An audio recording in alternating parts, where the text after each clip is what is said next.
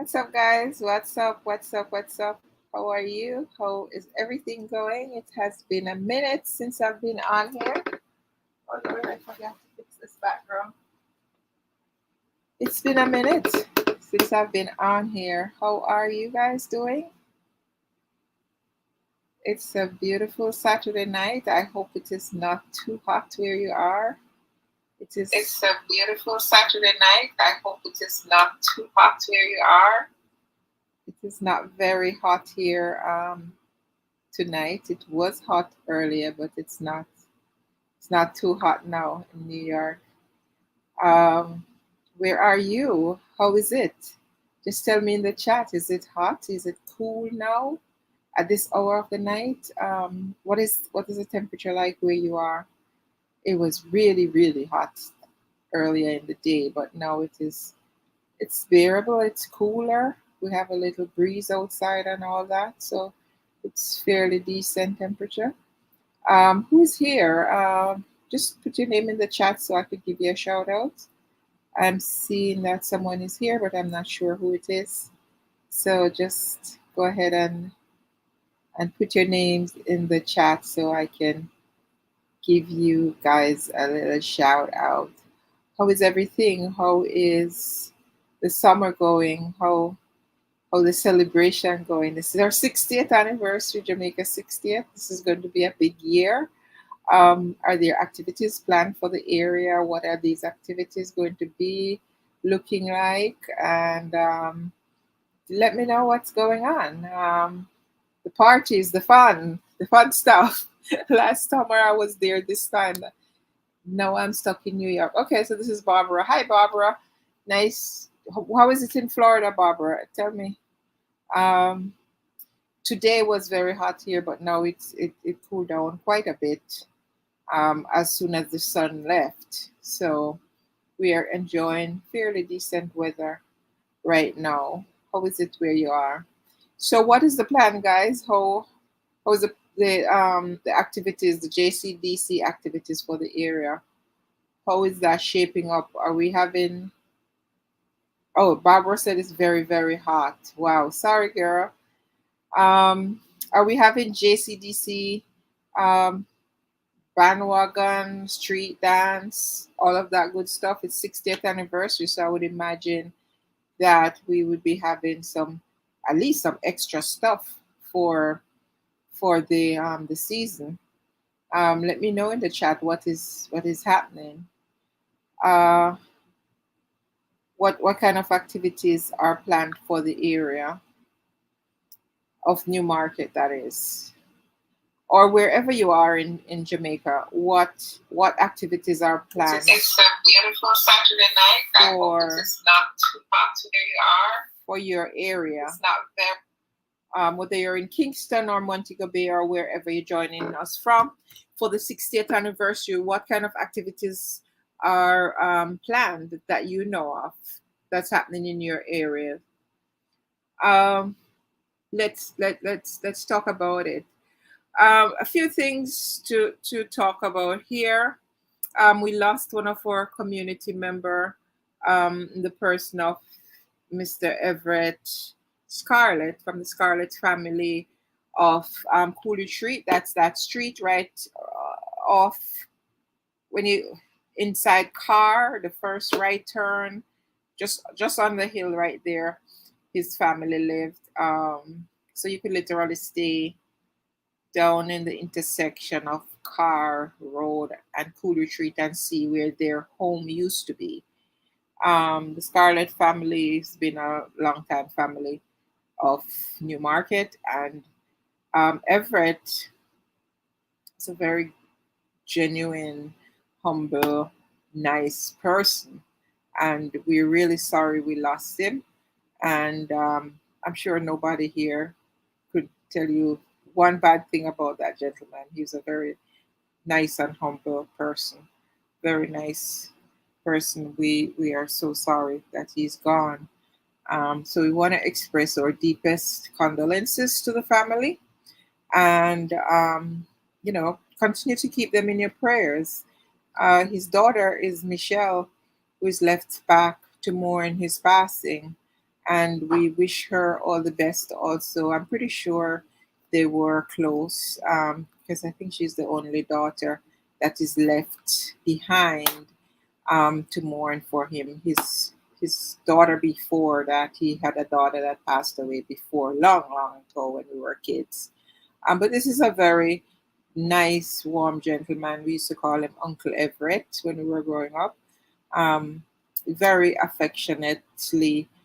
So he was, one of those persons that you could always talk to. He was humble, very, very nice, very patient person. So we're sorry that he's gone. He's close friends to my older sister because they were more peers. I was a kid when they were, around the area. So we want to wish everyone who is mourning at this time, his family, our family, all the families whose his life has touched, his church family, everyone. We want to wish you all our deepest condolences on behalf of Newmarket, um, St. Elizabeth, and Impact Global. We want to just wrap our arms around you and give you a virtual hug because we know that we have lost someone who is really very very valuable to the community of Newmarket and Darliston. He was really a trooper, very nice guy, very very nice person. All right. So apart from that, you could always leave your condolences. A lot of people have been putting their condolences in group, the group which is Newmarket St. Elizabeth, because if some of you don't know or didn't realize already, the name of the page was changed and a group was formed for Newmarket St. Elizabeth because this page will cover more than Newmarket St. Elizabeth. It is going to be covering more of an international um, thing. It will do Newmarket St. Elizabeth. It will do St. Elizabeth on a whole. It will do Jamaica on a whole, and more of a world body organization.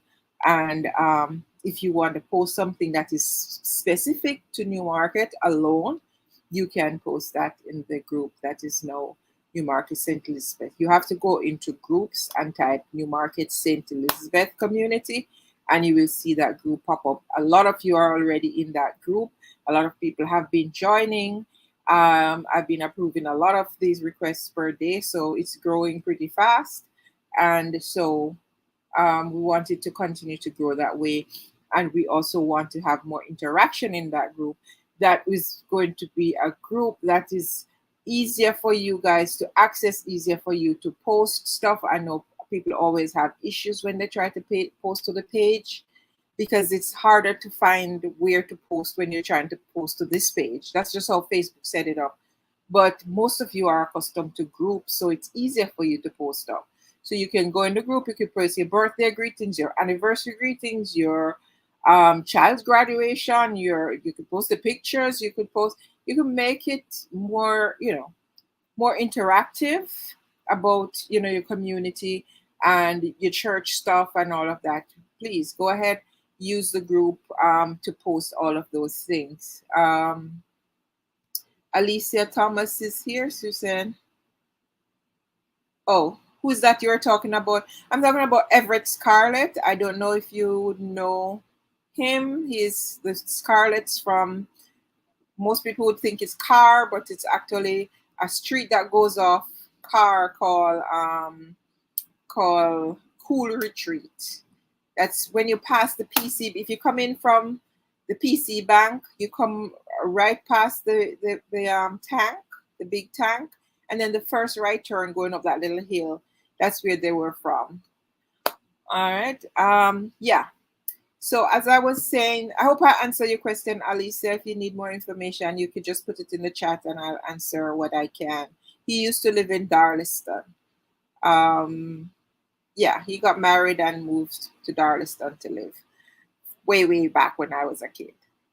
Yes. So the group, you just go into groups and type in Newmarket St. Elizabeth and you will see Newmarket St. Elizabeth community, and you will see the group pop up. You can send a request, we'll approve it, and you are free to post things in the group. And it will be less restrictive than the page. That's what I'm trying to say. So go ahead, post your birthday greetings, your own anniversary, your church stuff, your community activities, whatever it is. It's easy. Only we won't take vulgar, out of order stuff, and things that are not relevant. Because we don't want to be overcrowding people's space so that they stop follow because it's too much nonsense, right? Just be sensible about what you're posting. All right. So don't be posting too much of the nonsense that floats around social media. Post things that are meaningful. Your mother's birthday, your father's birthday, your kid's birthday, your kid's graduation, your birthday. Those are things that are meaningful. But just grabbing a random picture off the internet and to be posting them, or randomly posting nonsense, no. Yeah, but we hope that we'll see more interaction in that group.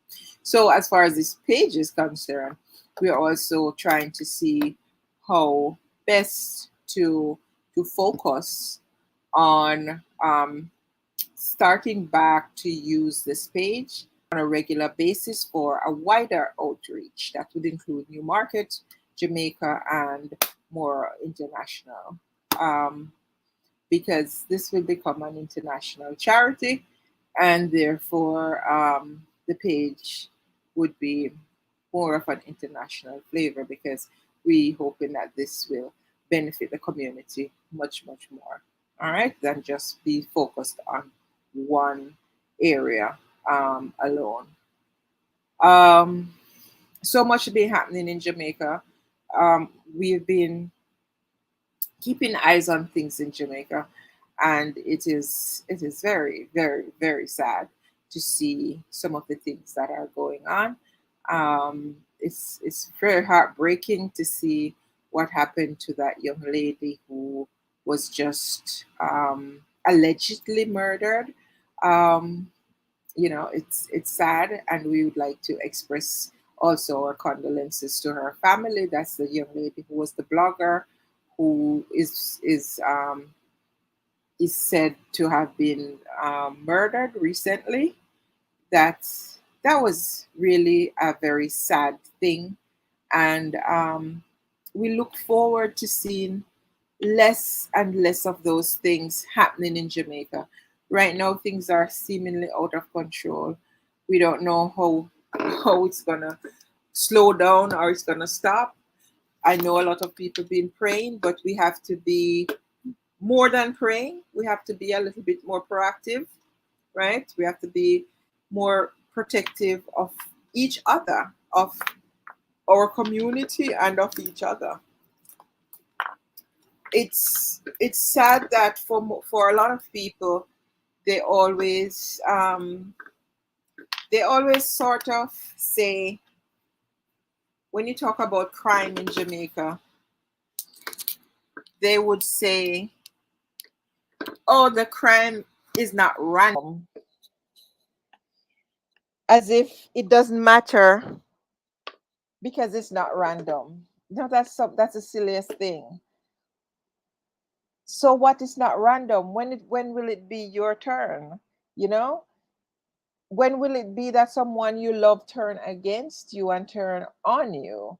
So to say it is not random and then just brush it aside, that's not good enough. That's not good enough. And we're right now reaping from some of that attitude, where people just don't care because it's not their family. They don't care because it's not their friends. They don't care because it didn't touch their household. But everybody should be concerned about what's happening in Jamaica. And that nonsense about it's not random. It just doesn't make sense. That doesn't make sense, because that doesn't explain away why people are murdering people at the rate that they're murdering them. When will it be your turn? You know, are you that perfect that you think that a family member or a friend or a boyfriend or a girlfriend or somebody that's close to you could turn on you.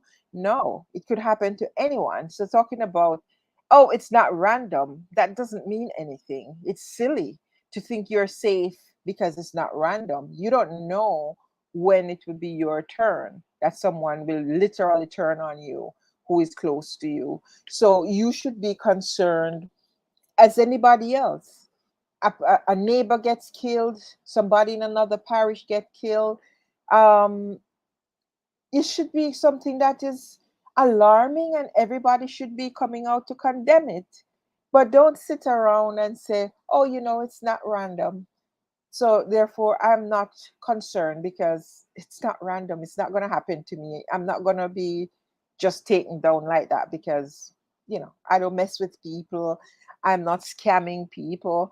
I am not, getting into entanglement with people.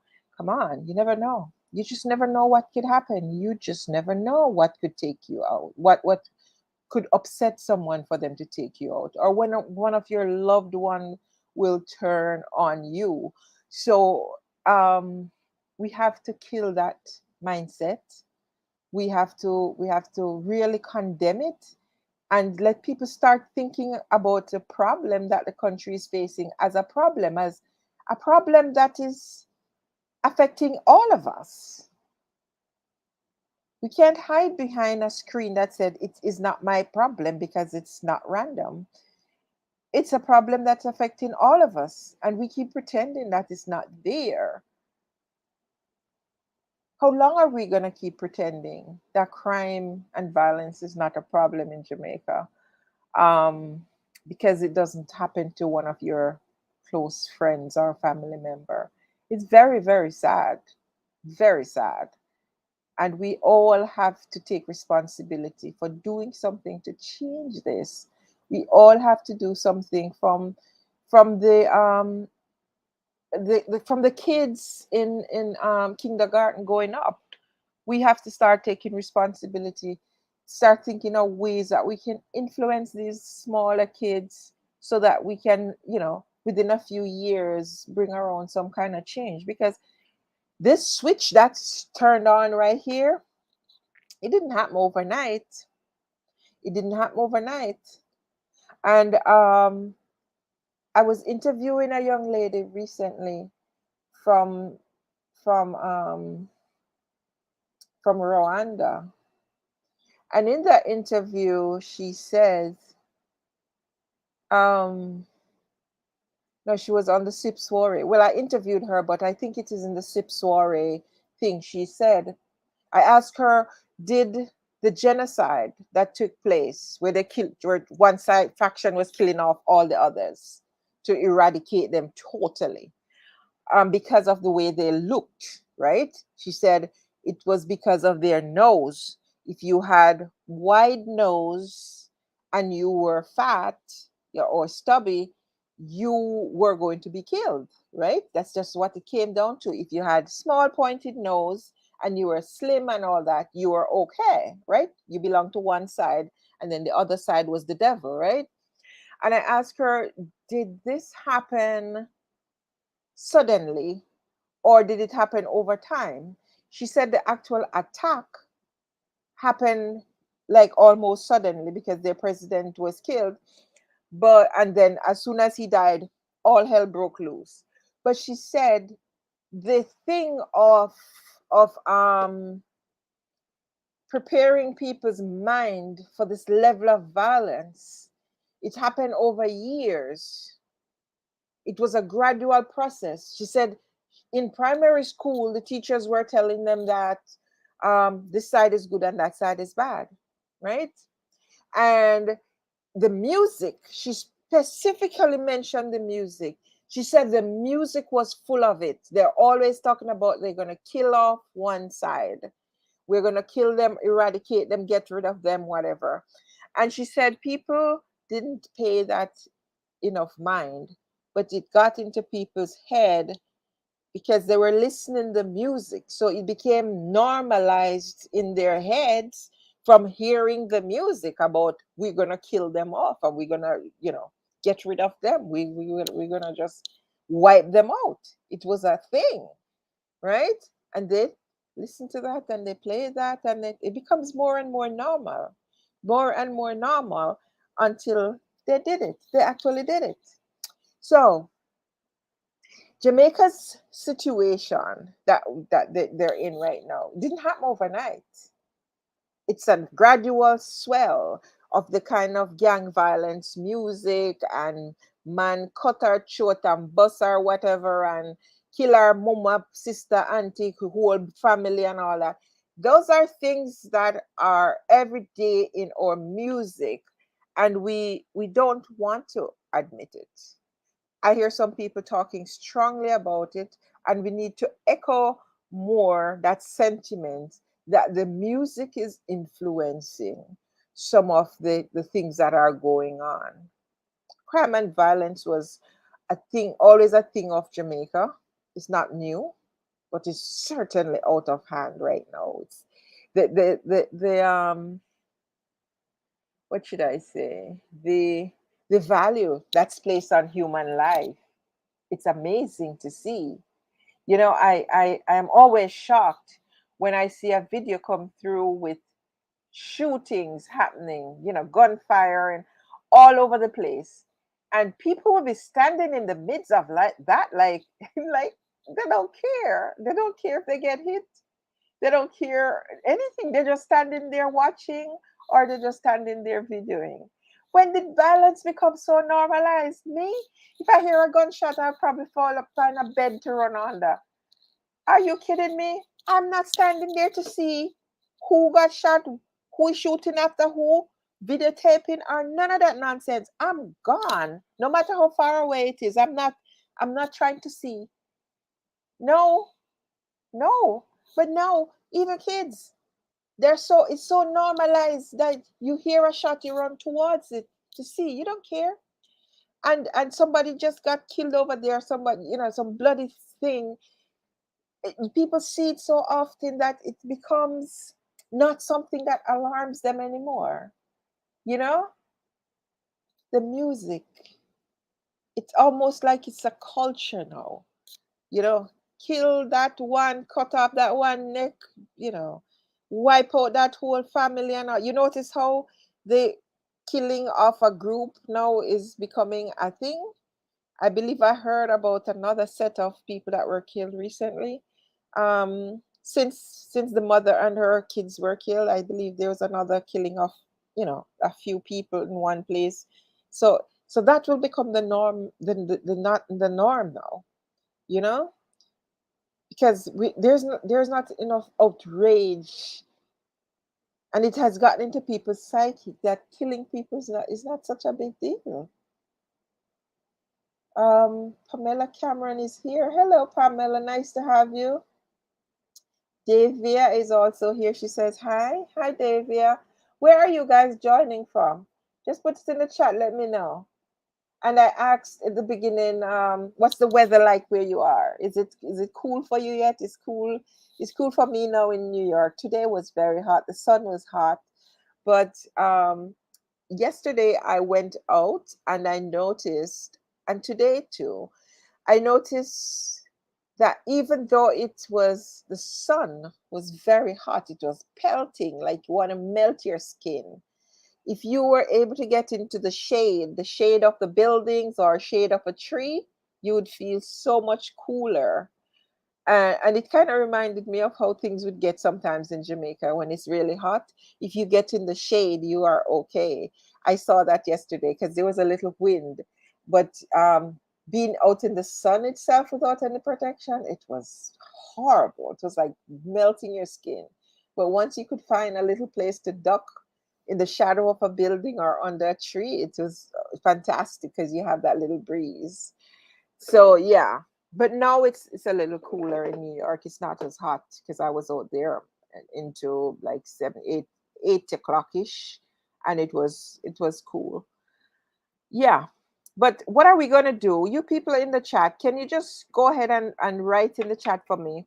What do you think we can do for Jamaica to help with this crime and violence? What do you think we could do as a community? one person could make a difference.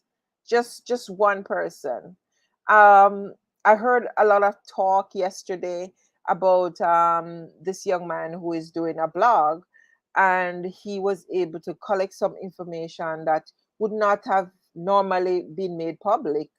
And because people trust him, they gave him the information, and that led to, to be some valuable pieces of the missing puzzle. um and you could look at that as that's just something that one person did, because, well, one person being him, that somebody trusts with this information, and one person could be the person who gave the information. How valuable it is when, people step forward to help, when what a difference one person can make. You might sit and say, I can't do anything, it's out of my reach, it's gone too bad, it's out of hand, so you're not going to do anything. But one person can make a hell of a difference. Do you agree? One person can make a humongous amount of difference to what is happening. You might not be able to eradicate all that's happening in Jamaica right now or change things around like that. It's not going to come like that because it didn't happen like that. It's going to take time, patience. It's going to be a process. It's going to be a lot of different people working together at different levels, doing different things to bring our own change. But we never started that way. It's over time that they have neglected certain signals, certain red flags, and nobody tried to curtail it because, we all think that we're in a society where there's so much freedom. Everybody should express themselves and everybody should be allowed to do all sorts of things. But right now, we have to rein it in. We have to rein it in a little bit. We have to rein things in a little bit because oh my God, the horses are through the gate. It's out of control. We can't leave it to continue to slide. So what do you think you can do? One of you, who is in the chat, can you just type in there, tell me, give me a suggestion. What do you think anybody can do? What do you think you can do? Because, one person can make a hell of a difference. Tell me in the chat, what do you think anybody at all can do, whether it's you or somebody else? What do you think can be done? What do you think should be done to help bring around some kind of, you know, discipline and morale back into Jamaica? Because right now I don't know what's going on there. It's gone. It's gone.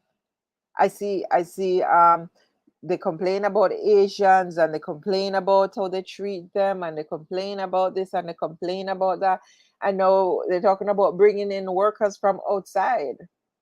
So soon and very soon, Jamaica won't even feel like your home anymore. Because once those people start coming inside there and packing up and taking all the jobs that you people don't want, you're going to start to feel it.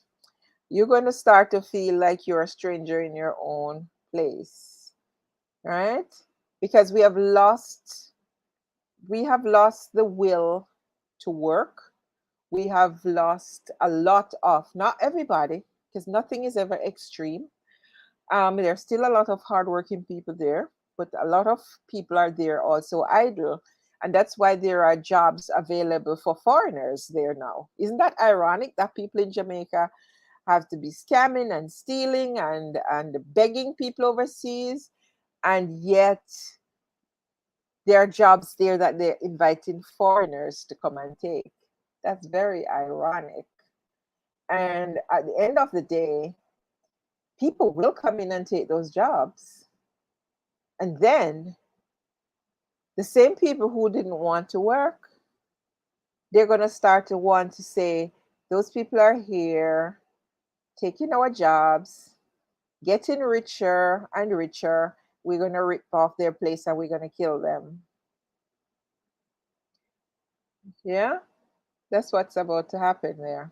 It's happening already, but it will get worse. And then I noticed that we're taking in now people from Saudi Arabia, right? We're about to invest with them too. So sooner, very soon, Jamaica will look like a whole different place. Whole different place. Whole different place. And you're gonna feel like a stranger there. And if we already lost a hold on our culture and our behavior and how we're supposed to operate as a people, then other people just come in and their culture will overshadow your culture or our culture eventually. Their culture will overshadow your culture eventually, because these people are from cultures that are much more strong and more together. Their people are more disciplined. So if they overrun Jamaica, we will be strangers there. Take it that I tell you that, right? And should we say that no, they can't come? I don't think we can say no, they can't come, because Jamaicans are all over the world. So who are we to say nobody can come into our country? It would not be fair for us to say nobody should come in our country, because we're everywhere, right? But we're going to lose our culture if we don't hold on to it, if we don't become a more disciplined set of people. Because if we were disciplined, we wouldn't have to be hiring people from outside to come to Jamaica to work, would we? We wouldn't. Because people would go into training instead of go into violence. People would go into training instead of go into scamming, right? Young people refuse to be trained because they want to be scammers, because scamming looks more lucrative. Young people refuse to be trained because they don't want to do skilled labor, or they don't want to do anything that hard work that's hard work. So what do you think is going to happen? Open it up, take in people, the Mexicans. God help you if you start to come in, pour into Jamaica in great numbers, because they will take those jobs and they will take it and they will save their money and they will send all their money back home to their family and leave Jamaica barren and dry. While, you know, the people who were born there and grew up there running around still saying they don't have anything and they don't have any money and they don't have anywhere to get money and they don't have any jobs. Those people will come in there and show you that you can live and you can make something out of what is in Jamaica. But seriously, what can we do to start bringing around some kind of change in Jamaica? Any suggestion from anyone in the chat? Come on, guys, speak up. Speak to me. Tell me. Any suggestion from anyone? Tell me one thing that you think we can do to bring around some kind of change.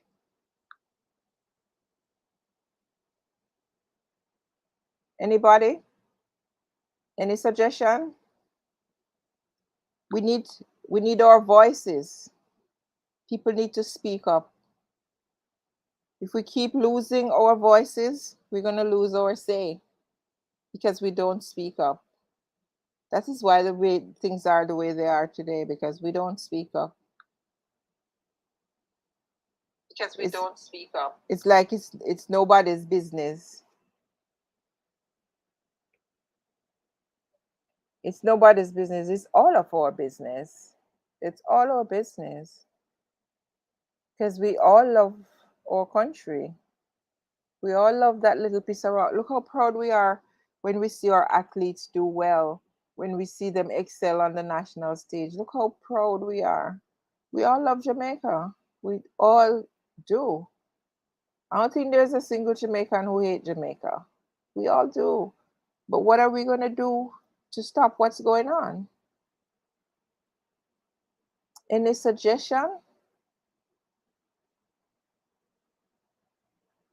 Nobody has any suggestion.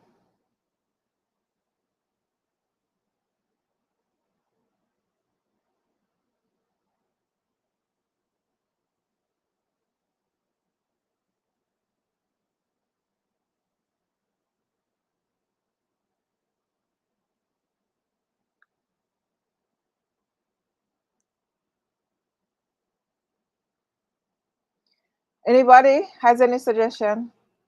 Any input? What can we do to bring around this country? Anybody has any suggestion? It can't continue like this, right? It cannot continue like this. We cannot continue like this. And to just say you're gonna pray, prayer is good, but prayer alone can't help Jamaica. We have to have more input than just praying. That alone is not going to work. That I'm sorry, prayer alone is not going to work. Someone in the chat, just tell me what would you suggest?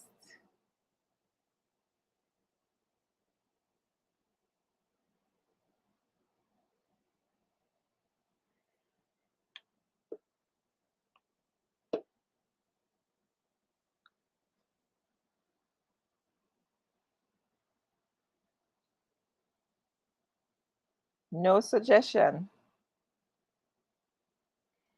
All right. Since there is nobody else talking back to me, I'm going to call it a day and march on about my business. I want to thank who is it? Barbara, Alicia, Davia, Pamela for stopping and saying hello. Have a wonderful night, guys. Happy seeing you all. And we will continue this discussion maybe another day at an earlier time when more people are on, so I could hear more feedback from persons about what is your plan? What do you plan to do as an individual to bring about change in your country? I see all sort of people trying to do all kinds of things on an individual basis.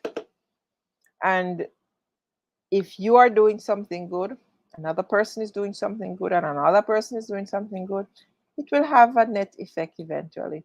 But for everybody to sit back and wait and say it's the government or the churches or some other body who is supposed to do it, but you yourself has no say or no play in that game, it is not going to work. Everybody have right now, it's all hands on deck to save Jamaica.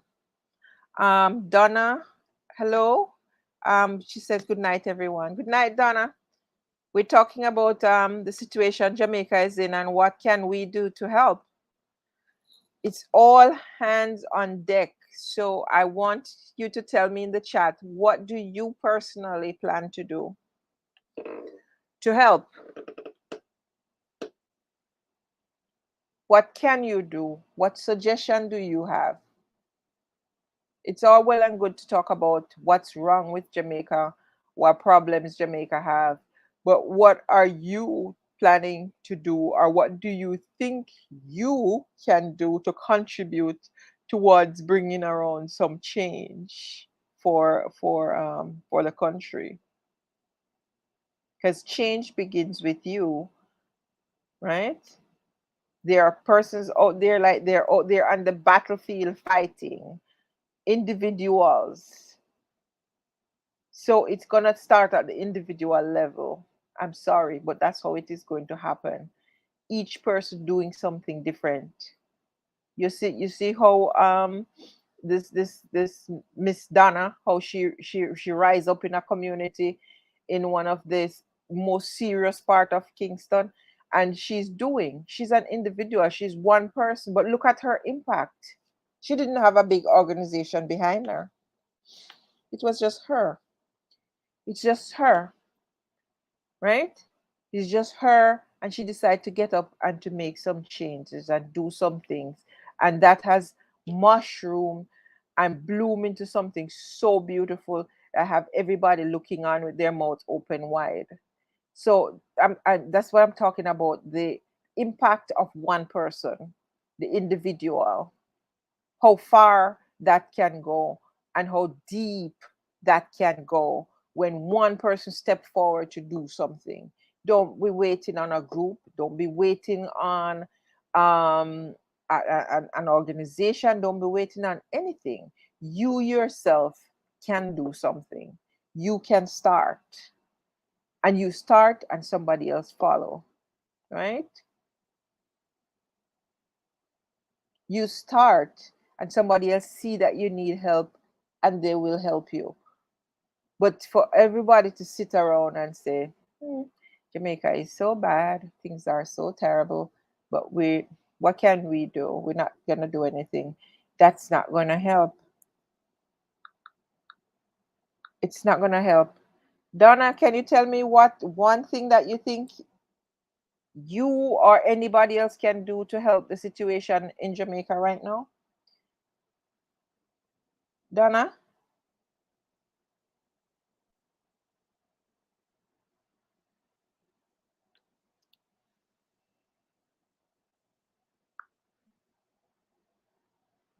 Just go ahead in the chat and tell me. We're looking at the impact of one, how just one person can change the day, can change Of one. the situation. So tell me, what's one thing that you personally think you can do, or what do you think others should do to help to change things around? Just go ahead and put that in the chat.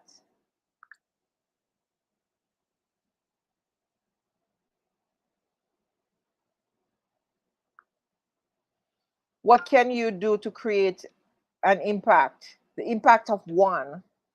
The impact of one, it can multiply. So if you decide to do something and say, "This is my country, I am a proud Jamaican, and I am going to do my little part to bring about some changes," and you start brainstorming, what can you do? You might speak to somebody else and that person agrees with you, and then you suddenly have two people working, three people working, six people working, nine people working. You understand? So it starts with one person having a vision, one person taking action. It makes a huge difference. So we cannot just sit down and say, "It is not my problem, so I'm not going to do anything." The violence is in Montego Bay, or it's in Westmoreland, or it's somewhere else. So you're in another part of the country, or you are overseas. What can you do? You can do something. You can do something. And I just spoke a while ago about Miss Donna. She lives in a community where she's making a remarkable difference to the lives of the people in her community, and and changing the face of an entire community. And that's just the initiative of one person, right? The person who came forward to spill the beans about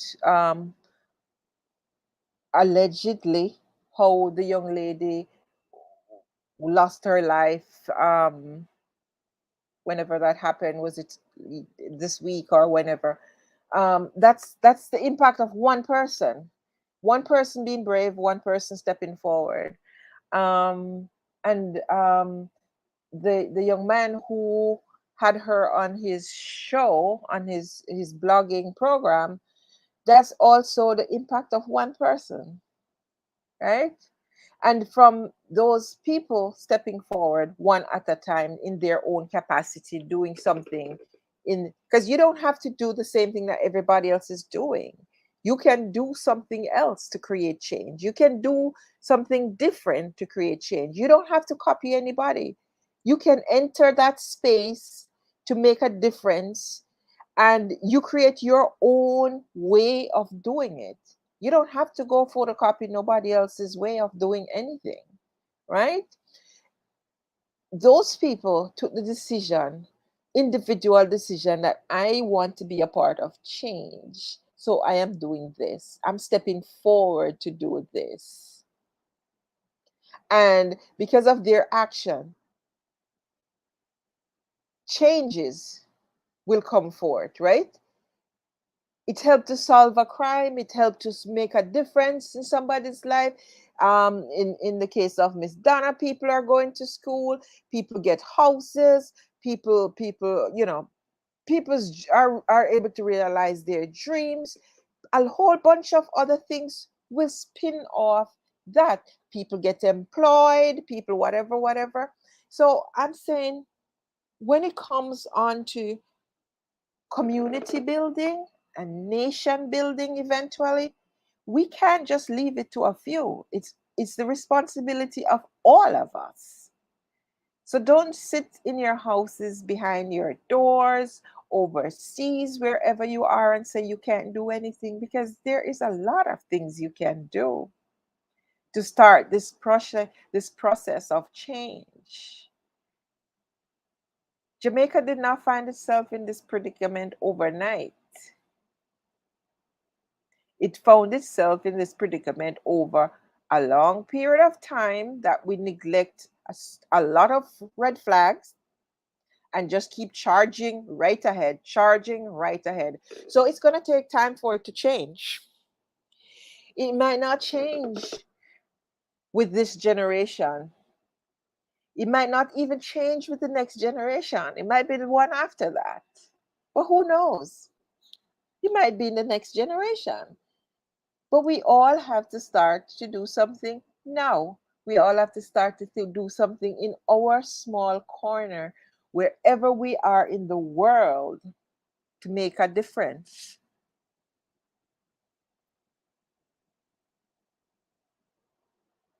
And if people don't even have an idea to write down to say, I think we should have more youth clubs. I think we should have more church groups. I think we should have better training program. If you don't even have any of those ideas, then what is going through your mind, really? If you don't have anything to contribute to a discussion about your country that you claim that you love so much, then we are in more serious trouble than we thought. Because you sit right here and you listen, and you have no suggestion about how we can, or how you yourself, I'm not telling you to point finger at anybody else, just what you think you can do to help to bring about change. And you really can't come up with anything but a blank. We need to sit down and hash this out. We need to think about it, because it means that you have never thought about how you can help your country. It means that you have never processed things at the level that says, this is my homeland, and I am also responsible whether I am living there or not. There got to be something that we can do. It means you have never thought about it. So it's time we get busy. It's time we get busy. And like I said, this notion that prayer is the only thing that's gonna help Jamaica. No, prayer might help, but it's not the only thing. We're gonna have to do something more than say we're praying.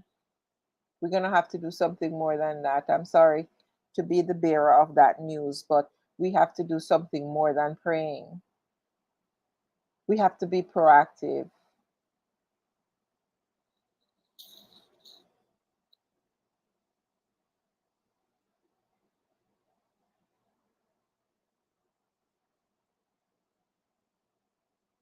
We have to catch the little kids from now, the little ones in primary school and kindergarten. I can't forget last year I was in Santa Cruz, and I saw this little kid.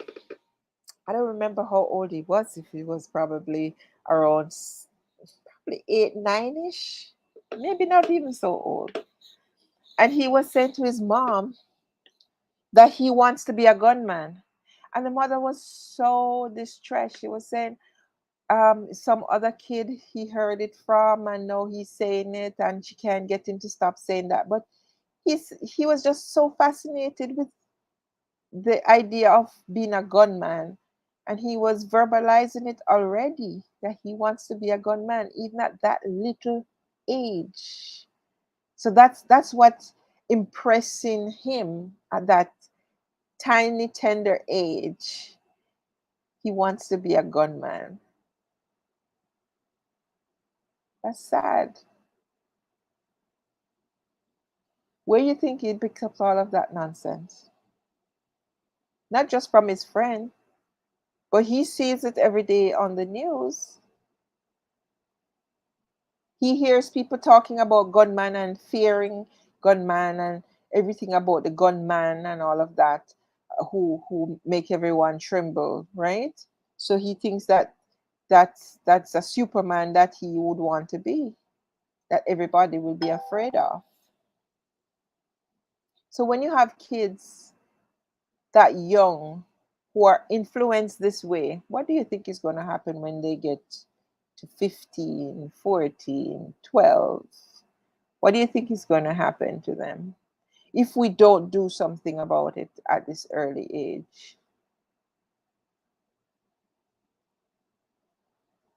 Because from that early, they start to idolize um, that kind of behavior and think it is normal and it's the best thing. What do you think is going to happen when they grow up?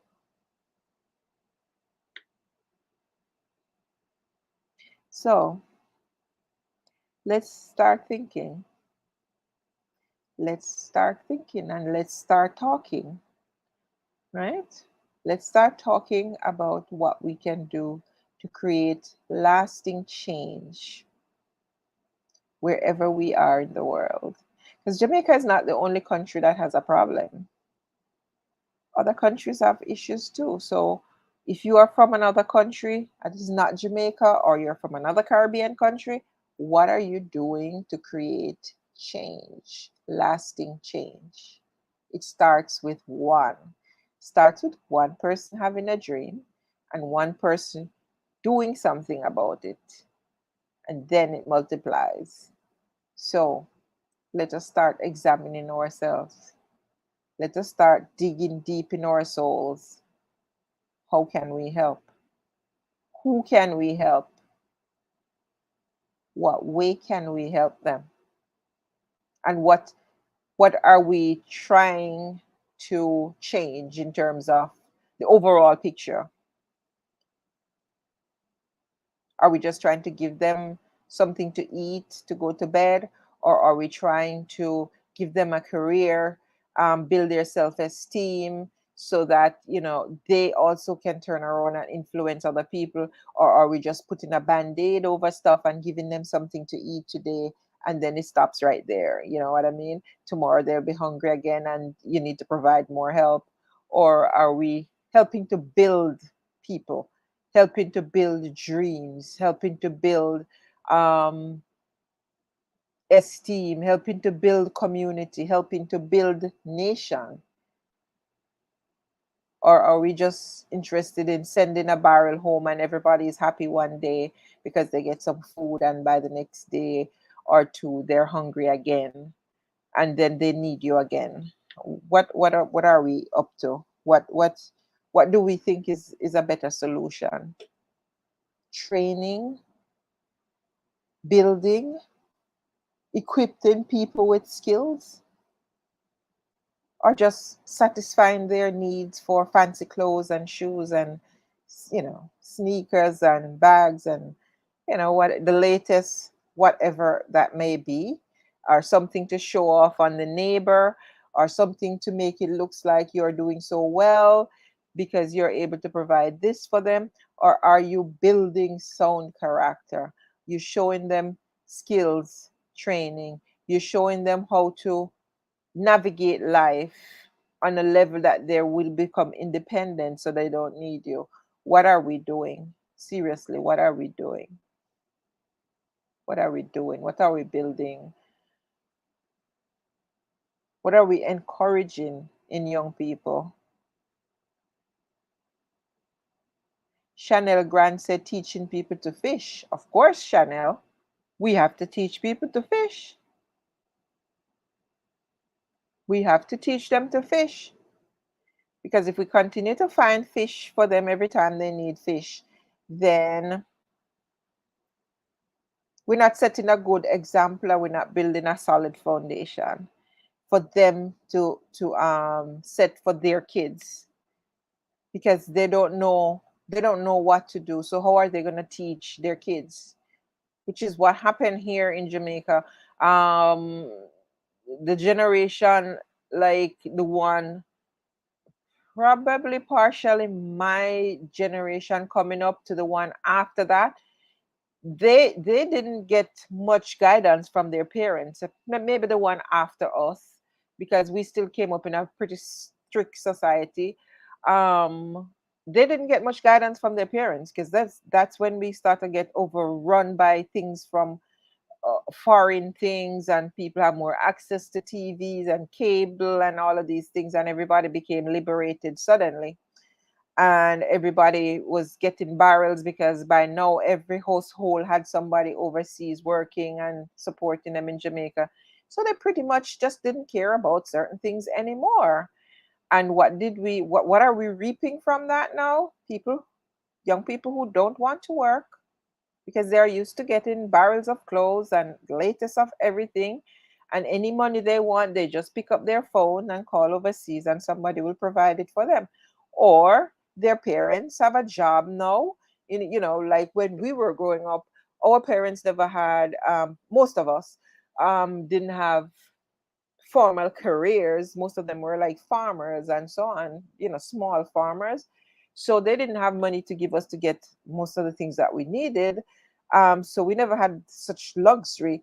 But the kids after us, because people in my age group and so on, not, I don't know if it's most, but a lot of people struggled, went to school, did what they had to do, and acquired an education.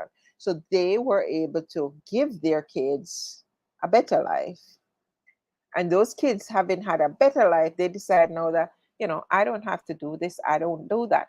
I grew up in a big house, I grew up with all kind of fancy facilities, so I can't do that. Farming, God forbid, I can't do farming, because no, you know and so we're reaping the reward of that. They don't know how to fish. They don't know how to fish because they were not taught to fish. Because a lot of people looked down on certain things, and thought that they didn't want their kids to be doing those things. So they steer them away from things like farming. I don't want my child to turn into a farmer, so I'm not going to show them how to grow crops. No, those kids are parents themselves, and they don't know anything about growing, not even sweet potato, or sticking anything in the ground for it to bear fruit.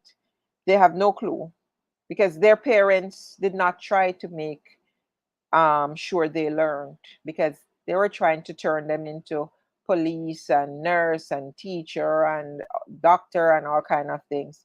So they thought that teaching them to farm would be a bad thing. So now we're going to end up with a situation where we have no body to take over the farming trade. So we're going to end up in deep problems, and those are the things that they're going to need to bring people from overseas to do, believe it or not.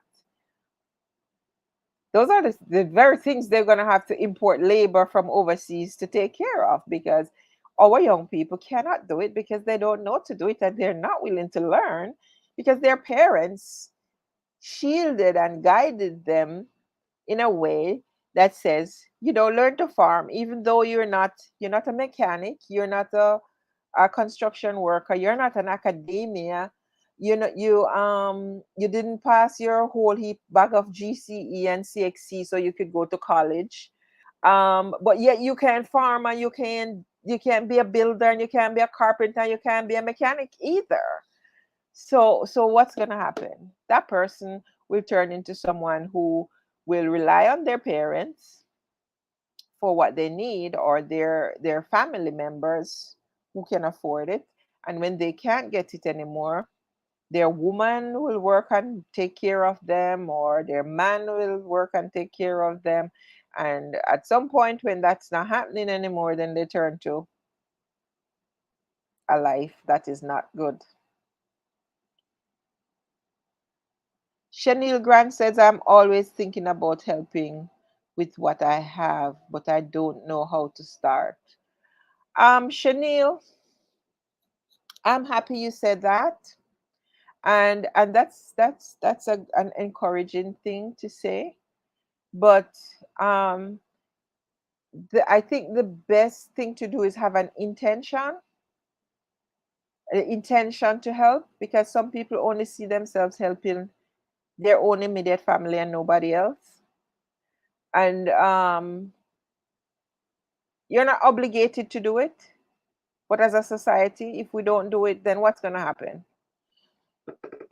So if you think that you need to do something to help and you don't know what to do to help, just get maybe two or three people who kind of like-minded, who you think would be interested, and talk to them. Or I don't mind people calling me to say, what do you think we could do here? What do you think we could do here? How do you think we could go about doing this? How do you think we could set up that? How do you whatever? Because, you know, I know some stuff, and I know some people who know a lot more stuff. So the first thing is the intention. Once you have the intention to help, it's just mopping out a way, choosing one path. Are you going to do a not for profit? Or are you going to align yourself with an existing organization? You know, are you going to help out in education? Are you going to help out in with elderly? Are you going to help out with whatever? You have to make all of those decisions before you move forward in the way that you want to help. But having the intention is certainly the first move and the best move, to identify that you yourself can do something, and that you in fact want to do something. That's really the first step. And so your next step is to figure out, in what way would you like to help, in what way would you like to create a lasting legacy. you know what kind of legacy would you like to leave behind your name as someone who helped your community in whatever way? How do you envision that? What does that look like? Which area do you want to help out in? Like I said, when Miss Donna started her little charity work and whatever, it wasn't easy for her. It wasn't easy for her because of how people antagonize her and say nasty things about her, but she kept focused and she kept doing what she's doing, and look at her now. And that's the power of one. It's just the power of one person determined to make a difference.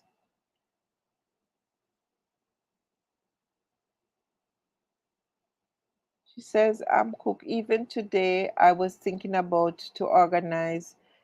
I know who want to target elderly and children. Yeah, you're on the right track. Where are you located, Chanel? Where are you located now?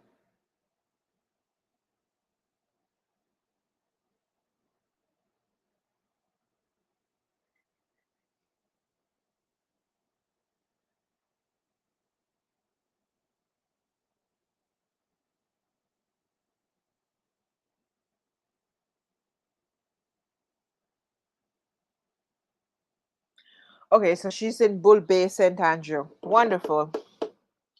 So figure out a plan. Figure out who you want to help and what kind of help you want to give them. And then you come right back here and talk about what you figured out and what you want to do, what your intention. There are people out there willing to help. There are people out there who are more than willing to help as long as they see you doing something that makes sense. You just have to start. You just have to decide that this is what you want to do and how you want to help. You can always use this platform, Chanel, to solicit help from people for whatever project you come up with.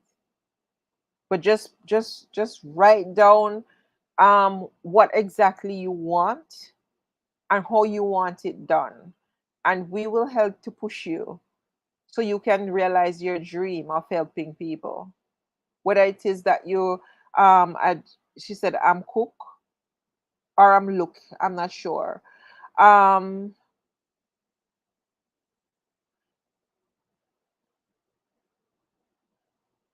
she said, oh, she wants to help elderly and children. Okay, so target. Oh, she is a cook. So is it that you think that you could cook food and contribute and distribute to children and elderly? That would be a good project. Do you have a commercial space or a big space that you could do this cooking to distribute the food? Do you have space for that, Chanel?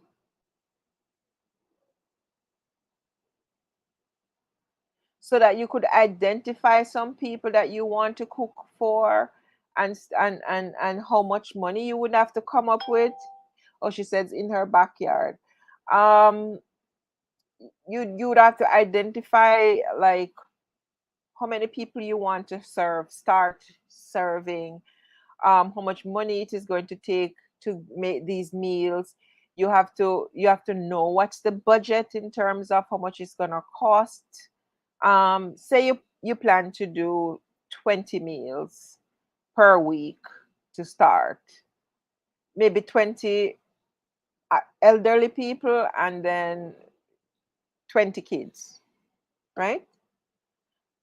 You have to figure out how much it's going to cost to do those 20 meals. How is it going to get delivered? What kind of menu are you going to be serving them? Because for the elderly, you can't give them the same food you give the kids. So you have to figure that out at that level. You have to break it down like that. It's best to get, one or two people with you and get pen and paper and start writing it down, planning out the meals. What kind of meal would you give elderly people, considering some of them might have diabetes, high blood pressure, yada, yada, yada. Find out if you need to go through a church to help you along, with coordinating it and distributing it. Um, Same for the kids. Or you could do the cooking at your home and bring it over to a church to do the distribution from there, stuff like that. Or a community center. Try to figure out how you can, navigate your way around. But the best thing to do is to start right down on paper what you're going to need to start. And once you know what you're going to need to start, what is your budget, how many people you're planning to help over what period, you put it out here and everybody will chip in where they can to see your money as long as you can provide proof that you're doing what you say that you want to do. We all will rally around you. And if it's one thing that you would learn from somebody like Miss Donna is whatever you're doing, you get that video rolling. You get that video camera rolling so you have your evidence to show that this is how it went down. You don't do things behind back or around closed door, or somebody don't want to show their face. Don't do it. Don't do it. Don't do it. Pictures, camera. Always. Make sure you have recording of everything you do, especially when it comes on to people's money. Right? But I salute you, my love. I hope that we will hear much, much more from you on um, that initiative that you are thinking about. And we're here to support. We're here to support. And we hope that we could see your project off the ground. And I hope more people will step forward to say that they will be willing to do more things, fund more things, be a part of more things. You all can just sit down here and just for the entertainment, just for the fun, and do nothing. It's not taking us anywhere. We're not here for entertaining. The name of this group is Global. It means that we're here to create an impact, to do something. Not We're not here for the theatrics, for the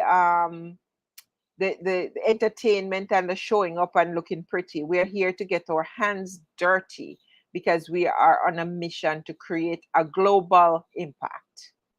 Right? Okay, she said her mom and girlfriend will help. Yeah. So keep us posted here, my love. Always come on here, always chat. Um, I'd start broadcasting more frequently so you can come on here and talk more frequently. I'll give up my phone number so you can call in, or whoever can call in and discuss their project. Or they can join me here on this platform if you have strong internet service. But if not, you can always call me on my phone and I'll on WhatsApp, and I'll put it on a live so that we can highlight what you're doing. We're not here for the BS. I'm not up for the BS with nobody. We're here to work, and work means we need folks who are committed. We're not here for theater. We're not providing entertainment. The TV stations don't do that. Colleen Hansen says good night, one and all. Hey, Colleen, nice to have you. Colleen, we're talking about what we can do to improve our situation back there in Jamaica or whichever country you are from, because this is no longer just about Jamaica. This platform is international, so it could be for anywhere you are. How are you planning to create change? Create change by just one person stepping up to say, I'm going to do something about whatever it is to create change. It starts with one, the impact of one. That's what we are emphasizing here tonight, the impact of one person stepping up to say, I am willing to do something to create change. So, Colleen, what are your thoughts? We had gone over the whole Jamaican situation already, the breakdown of things in Jamaica, the violence and everything else, but now we're asking the question, what are you willing to do as an individual? How are you trying to bring change? What are you willing to do? How can you step out of your comfort zone to do something different to help? She said she has a big dream for Jamaica. Nice, Colleen. Tell us about it. Tell us about the dream.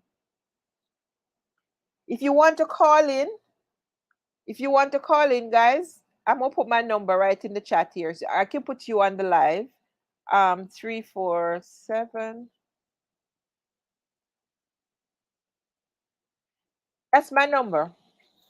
Anybody who want to call in, you can call in, and just I'll just put you on speakerphone so you can they can hear you on the live. I want to know, what is it that you can do as a one person, the impact of one. And I keep pointing you back to Miss Donna, the impact that she has as one person who is changing her entire community, creating um, creating a better life for herself and her children, fixing up a whole bunch of people, helping students, doing so much, creating a world impact. Just one. When she stepped out, everybody was jumping down her throat because she wasn't as polished, she wasn't as whatever, and but they couldn't stop her because she was determined and she had her dream in front of her. She knew what she wanted. She wanted to create an impact, and she went straight for it, no matter what anybody else did, and no matter what anybody else thought about her. She went on She moved on to creating an impact, a ripple impact. So the impact of one. Okay, I see Carlos here. Carlos is like, one of those voices out there in the wilderness saying, "We need to do something. We need to do something. We need to do something." And I see him highlighting this gentleman who is training some young people because he stepped up, and as one person he made the decision to step up and do something. So I am challenging you guys, don't just talk about what's wrong with Jamaica. Talk about how you're going to help Jamaica. Talk about what you as one person can do to help. Somebody just tried to call, and the thing hung up. Call me back. Call me on WhatsApp. What can you do? Remember how I started this little page here? Me alone started it, right? And it was me alone for a few years before I started to invite other people in to share the dream and to whatever. And if I didn't stop, I would be way out there now, right? So impact of one is significant, right? If that young lady chose to not share the information she had about the crime, that young lady's thing would never be solved, right? Impact of one. If that guy did not allow her on his platform to share what she knew because he was afraid and didn't want to get mixed up because, whatever, the story would not have come out. We go back to impact of one, right? So don't tell me that you can't do anything because you don't have a group behind you, or you don't have you're not a part of some big society or some whatever, or you're rich or something like that. That doesn't cut it, because you in your small corner, you can do something. You can do something, and you should do something. You should do something. You really should do something. A country in crisis needs its citizens to rally around them. Whoever just called me, please call me back on WhatsApp. I noticed that somebody from Jamaica just dialed the number, but it just cut out. Okay, Colleen says, I wanted to feel less fortunate, especially the elderly and children, like food, clothes, and more. Okay. Which area do you want to do this in, Colleen? Which area of the country do you want to do this in? Hey, Debbie.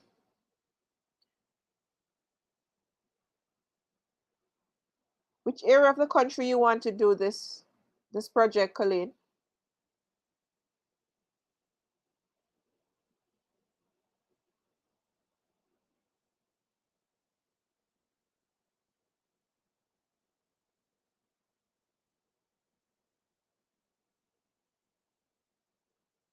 While we wait for Colleen to tell us where she wants to implement this project, is there anybody else who want to do anything specifically that you need help with? Okay, she said she wants to do it in Newmarket because she's from Jack's Gate. All right, wonderful. Colleen, what do you need to do this? You need a kitchen, right? You need a kitchen to do this. So you need stove, and you need gas, and you need the food, and you need pots, and um you need to have a list of people who you want to help, so we know how many people these are. And I'm thinking right now that you could probably use some church facility or the community center. The community center has a kitchen in the back area, which we were looking at turning into some kind of community bakery. But if you have a project that you need to push out right now before bakery is formed and all of that drawn out stuff, you can do it. Just get the stove. Just get a stove. And Brother Carlos has stove that he needs to send to Jamaica. So Brother Carlos can hook you up. Somebody just need to put money together and pay for the stove, and Carlos will have it delivered there. But I think that place needs good burglar bar and um the water supply there. I think the tank, I don't know if the tank is intact or if it's leaking. We'd have to check into that.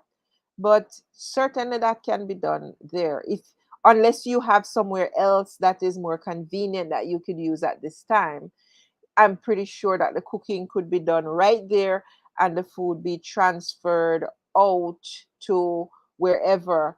Um, Beersheba School has facilities. I don't think the principal would object to you using the facilities as long as you come to an understanding about the cleaning up and the keeping the place clean. But like I said, the community center is there, and that's the purpose of it. It's a community center. It's for communing, and no one has greater vision to see that community center up and running than myself and my committee. So the sooner we get even one project running out of that place is the better for everybody, because we need to see the community center up and running. And if we have to get the stove in so that we can start with one stove, because we would have to get like a big enough stove so you could bake in there as well, and then we get another one and another one so we can have the baking project there. But we could start with one. We can certainly start with one. One 6 burner stove is more than enough. And Carlos, you can start look around for a 6 burner stove for this young lady, how much it would cost to get it to Jamaica and all of that stuff. And so that Colleen can start her project. Oh, she's living in New York. Better yet. But Carlos can ship from Florida, Colleen, which would be cheaper. So you and Carlos can get together and find out how much you could get a stove for, and see how you could raise the funds.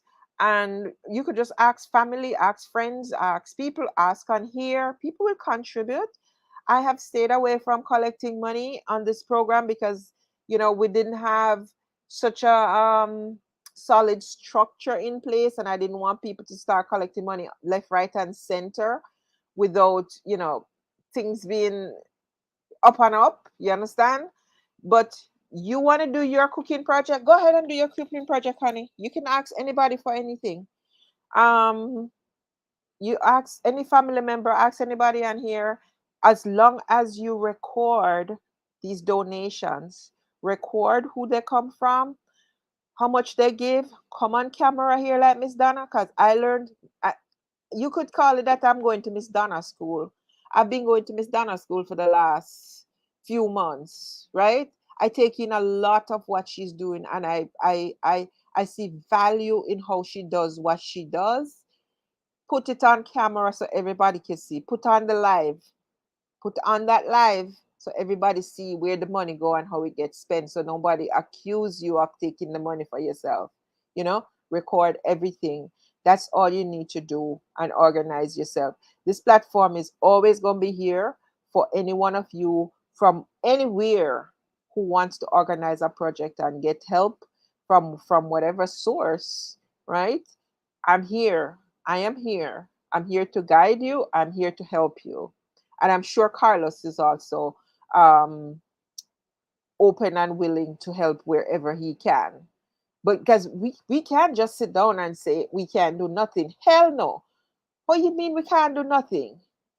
Remember back in the days when only one person from a family was overseas, or something, how the whole community used to benefit from just one person being gone, not even overseas, one person go to Kingston and would take care of the whole neighborhood.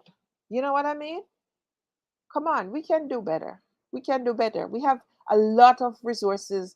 at our disposal. We just become selfish and self-centered and get into this habit of um you want to show off on your neighbor. So you're not gonna do anything to make them better off because you want to be on top of them. So you're not helping them to rise. We have to cut that out. We have to get serious about nation building.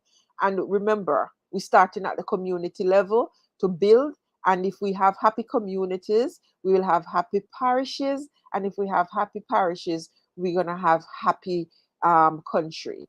So we have to start with one. We start with one. Me, you start with you, and then you grab a few people along with you who are like-minded to go along the journey with you, and you keep spreading.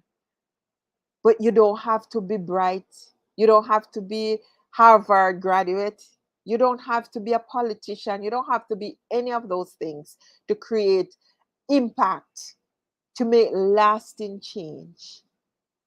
You just have to be determined. That's all it takes.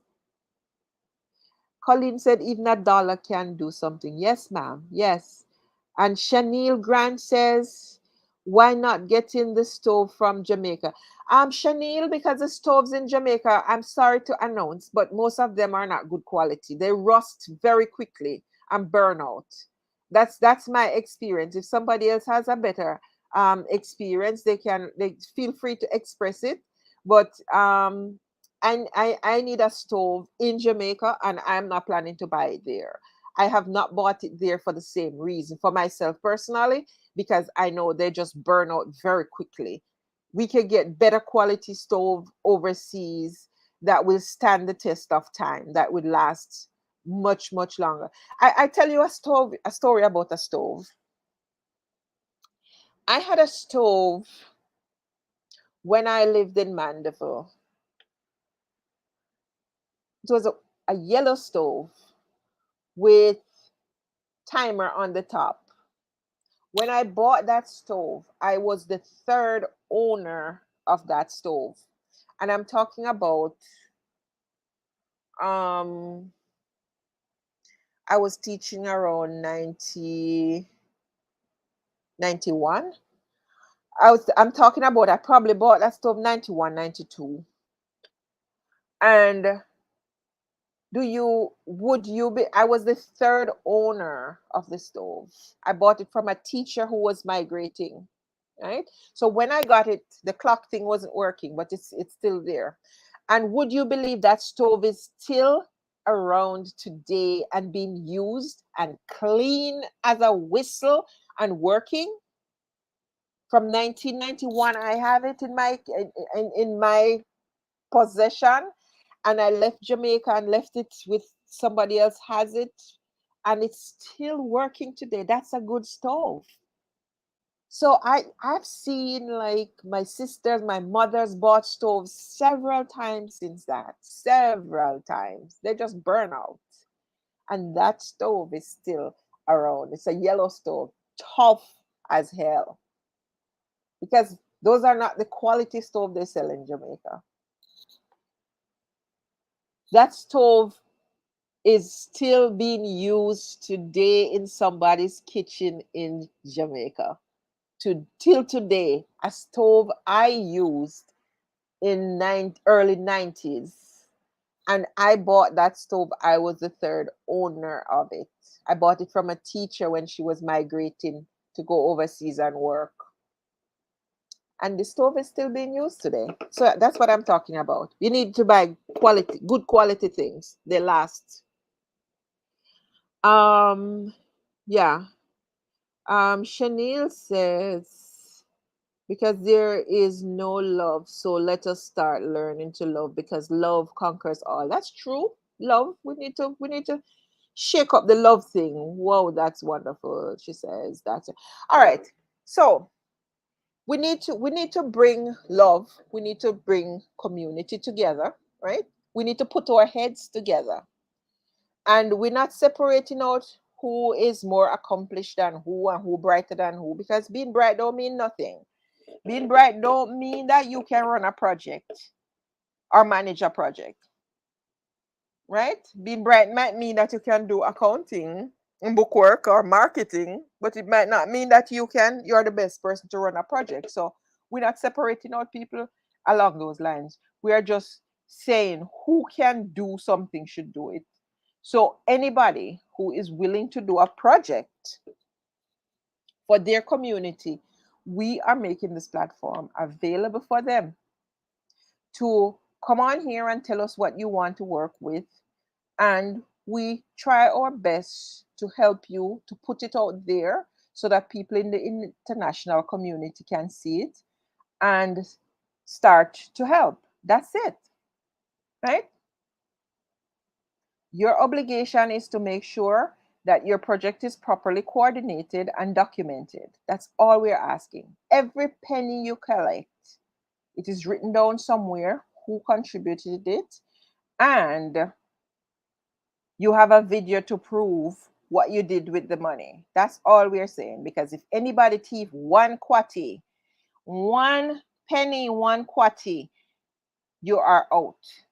I'm not even going to blink about that one. You are out. Blocked and deleted. I don't play, right? We don't play. So we're gonna deal with this honestly, right? We're going to deal with this honestly, but we're going to try to help everybody to do what they want, something that is passionate to you, something that you have a lot of drive and passion about because you want to help. You want to open your heart. You want to put some energy behind helping someone. And while you're helping, I don't want you to just provide food for people. I want us to provide more than food.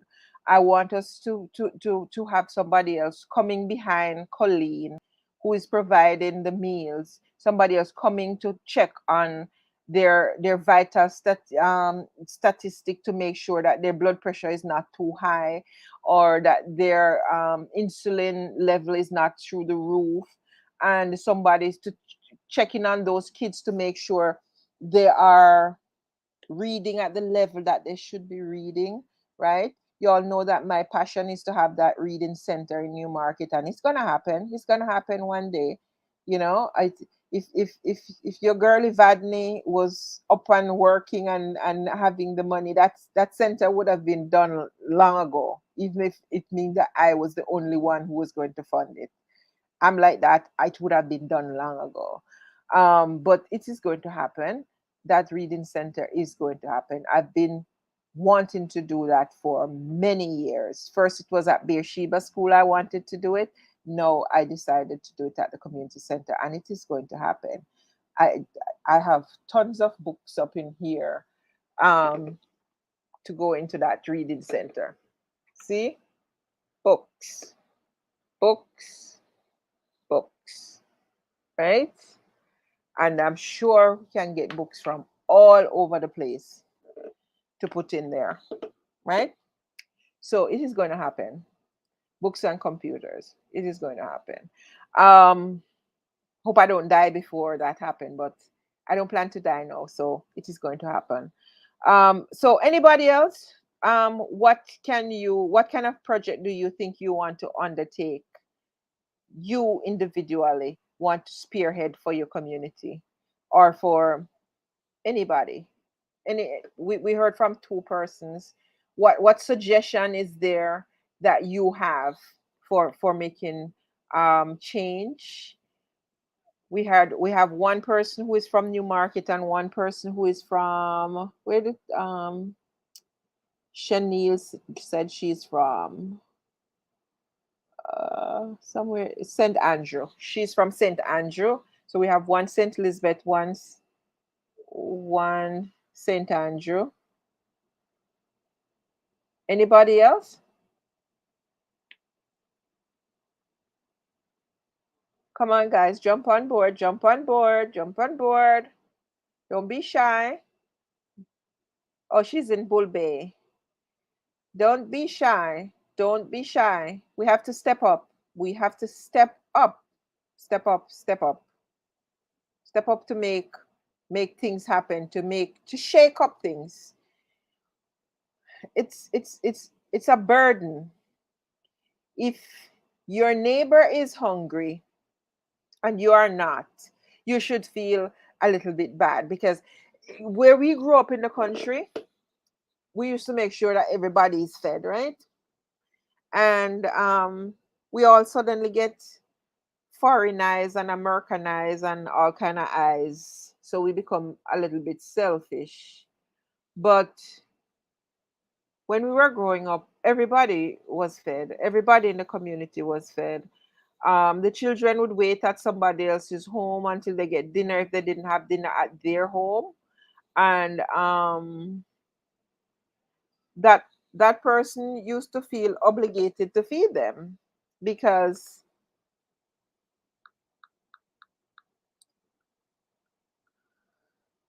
somebody is trying to call through to me and it's not coming through. But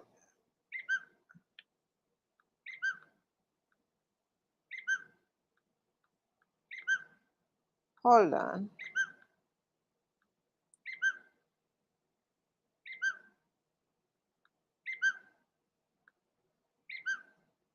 Hello? Hello? Hello. Hi.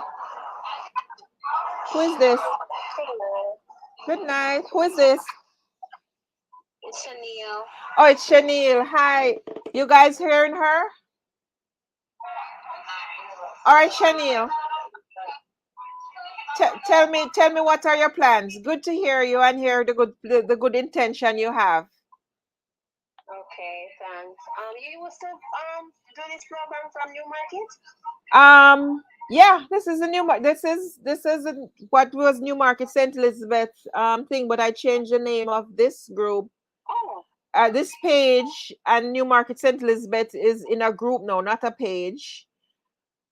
So you could Google that and join it if you want to, but it's the same. I just changed the name. okay. Cause I used to listen Yeah. and watch when you go live. Okay. Yeah, man. It's me same one. So Okay. tell me what inspired you to want to help? All right. Growing up, I always see some kids at home not going to school because sometimes they don't have what to go to school, maybe clothes or food. Sometimes they go and they look ragged, Mm-hmm. and sometimes elderly persons they are begging, or they don't have anything to eat.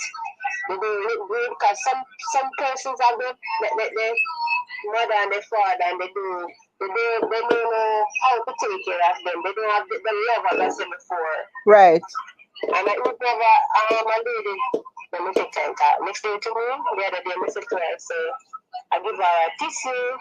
Sometimes, I would give her a little food, a little tea or so, you have it, but, I think, and it's not what you don't want to give somebody, because we don't Right. want to give her and stay without. Okay. Yeah.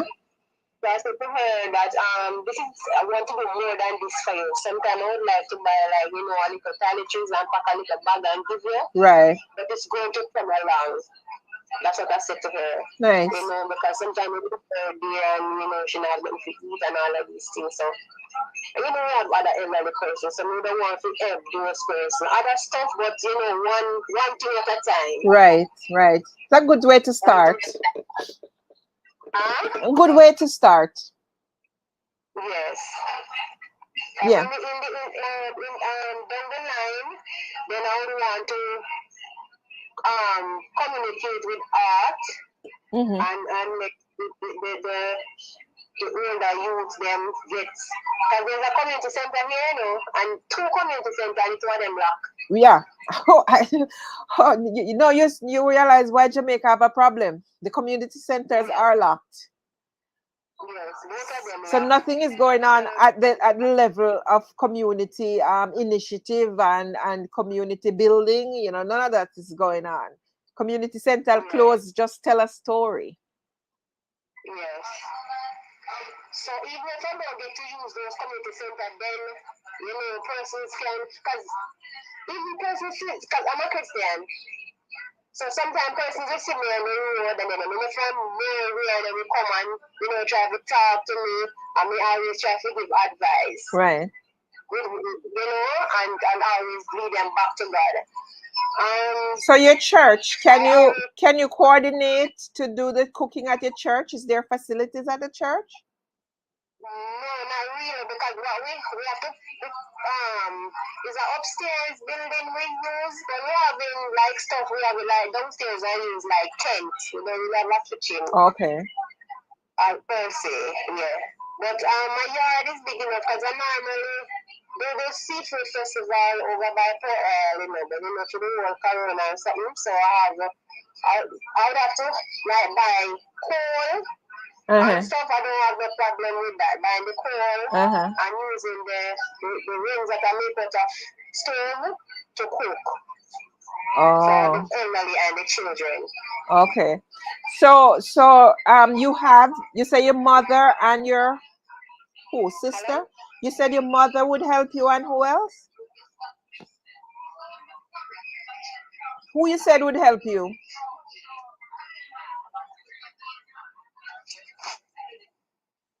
Shaniel? Shaniel? Hello?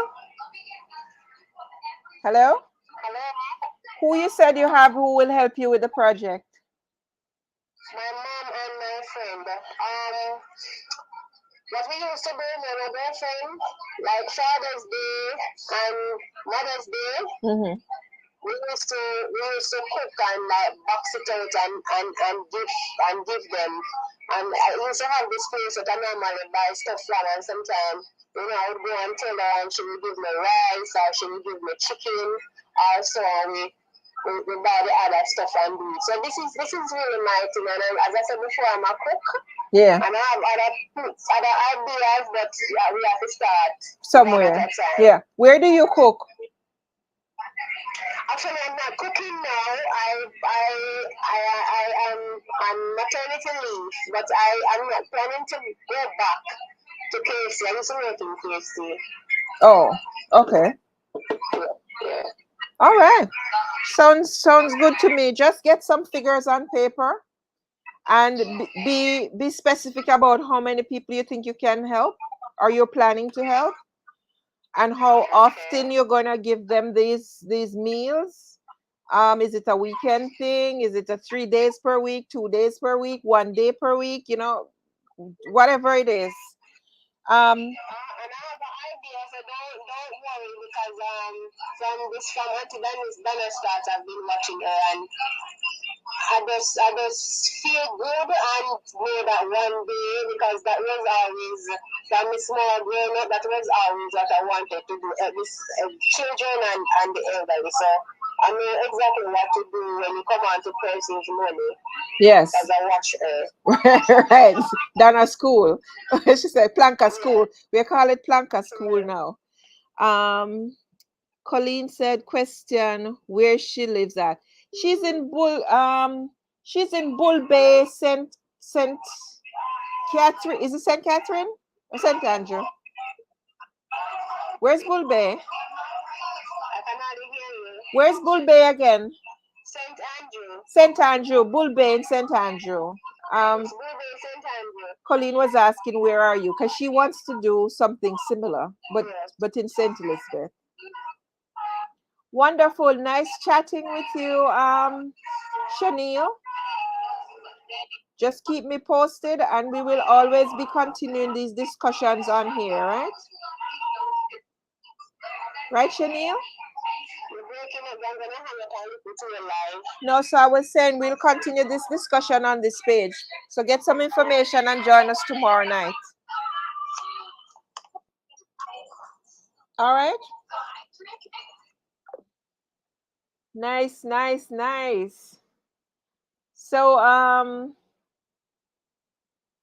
Shaniel, what I was saying to you that you couldn't hear is get some information and join us back here tomorrow at some point in the day or in the night, because we're going to go hard at this now to get these things going, because, too much BS and too much spectators, too many people just on the sideline watching for the entertainment and the fun, and nothing is happening. We need some action, action, not a bag of mouth. You know what I mean?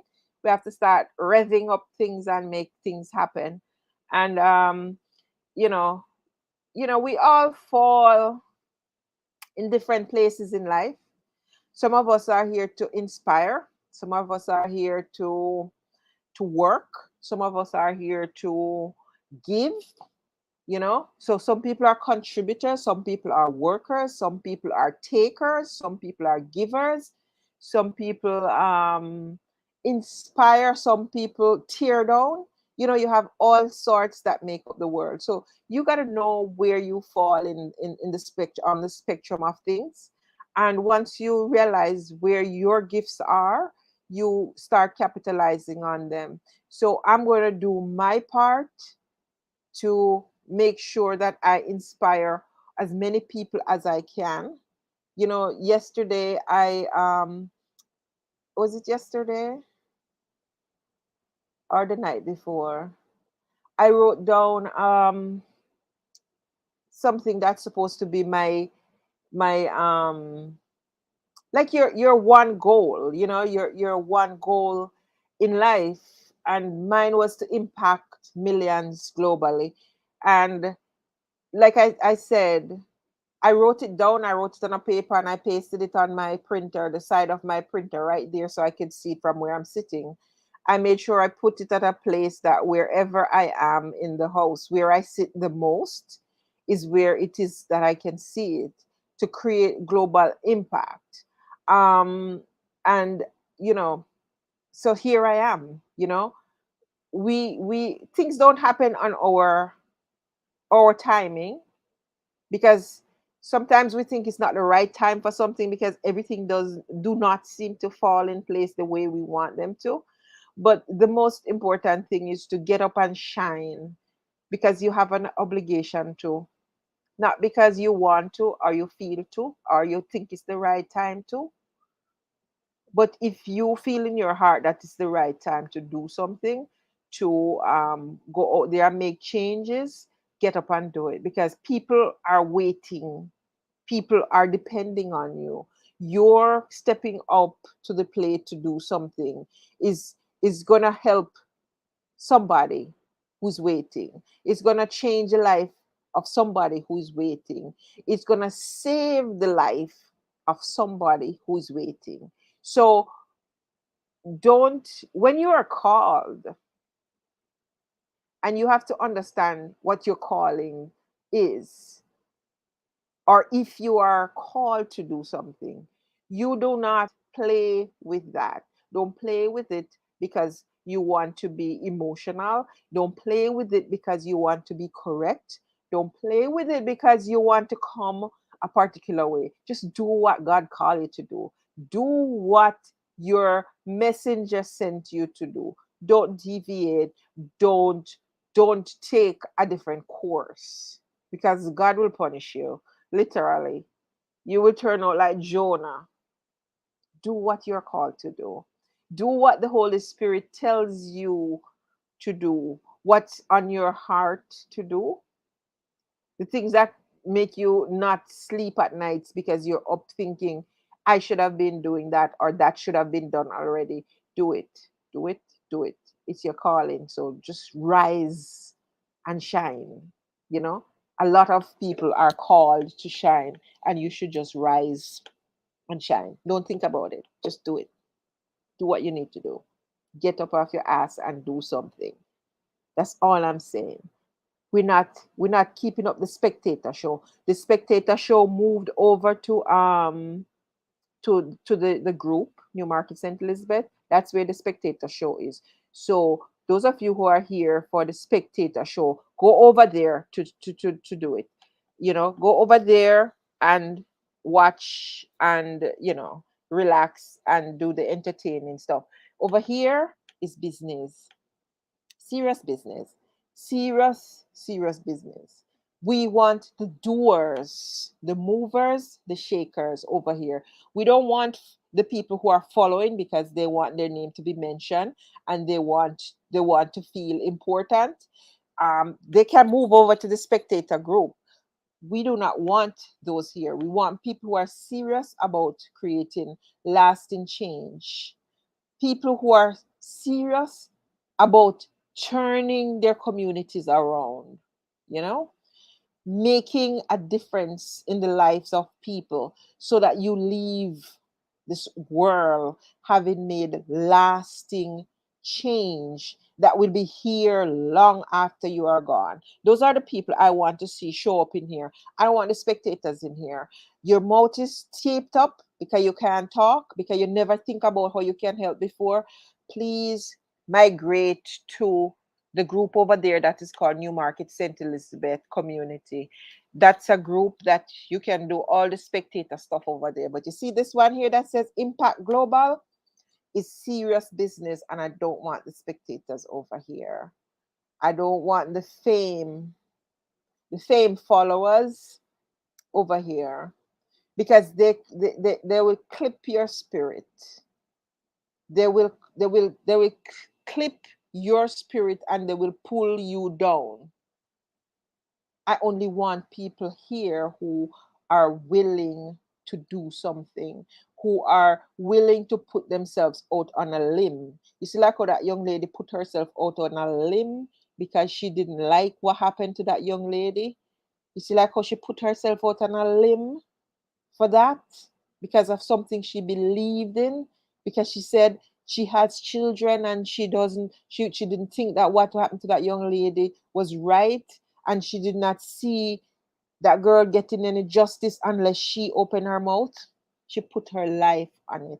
That's how serious I want the people in this page to be serious about putting themselves out on a limb to make a difference in their community. And this community could be any community. I don't care if you're in Africa. I don't care if you're in Asia. I don't care if you're in America. I don't care if you're in Jamaica or another Caribbean island. We are all just about making changes, right? Positive changes. I am trained for this, right? And if I go to my grave with all the training I have done for creating positive change in communities, if I go to my grave with all of that knowledge and never do more than a little thing to scratch the surface, then all the people who worked and trained and spent and did everything to teach me all that I know, they would have wasted their time. And that's not going to happen, right? I need to pass this on to other people, and I need to train some other people to do the same thing so we can have that ripple effect, right? We're creating a ripple effect. Each one teach one, each one hold up one, each one pull up one. You understand? And it happens down and down and down, right? Right? My family wasn't rich. My mother couldn't afford to send me to school. If I didn't have people who were standing in that gap for my mother and father, I would never have gone to high school, right? And some of the people who stood in that gap, they never lived to see what I turned out to be or how much education I got, but I would never ever stop being grateful to them for their help and their encouragement, because somebody stood in the gap for me. So I feel I have an obligation to stand in the gap for some other people to make sure that they realize their dreams too, right? How many of us here think that we have an obligation to stand in the gap for some other people? Colleen says she will give me a call when she get home. Yes, Carlos, making an impact. Impact. Impact. We ain't doing entertainment. We ain't doing fun. Go over to the page there to do your fun stuff. Spectator sports. Over here is serious thing. Right? So I'm calling on you guys for action. Action, impact, impact, global impact. Just keep those two things in your mind. Global impact. We're moving. We're on the move, right? So I'll talk to you guys at some point tomorrow. I'm not sure when. You don't know how much griping I went through to come on and do this live, because as much as I sit in front of these lives and talk and talk and talk, it takes a lot for me to come out and do them, because I rather not be talking live, you know? But I'm happy I did. I'm happy I pushed myself to do it, even though I whine about it all evening, this evening, to somebody, that, you know, I need to do this live, but I don't want to do it. And she was like, you really got to do what you got to do. If you know that's what you need to do, you have to find it in your heart to do it. And, you know, I came on, you know, I came on, and I'm happy I did. And I hope I will keep coming on. And I hope I could keep dragging you people out, you know, dragging you out. Because sometimes what people just need is leadership and inspiration. That's all they need.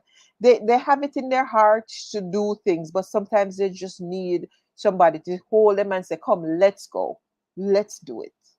And I hope that's what I did for at least two people on here tonight who said they're going to step up and start their project. And incidentally, both projects are the same thing, helping children and the elderly. So I hope I can see beautiful things coming out of Bull Bay and the New Market area, Jack's Gate. I think she said. Um, well, it would cover the entire New Market area anyway. I hope I'll see beautiful things blossoming and blooming from this one discussion tonight, right? What can I do to help? How can I make change? How can I, as an individual, inspire change or make a difference in the life of other people? Because the whole part talking things, me not in it. I'm not into the blah blah blah blah thing. We have to talk about action, solutions.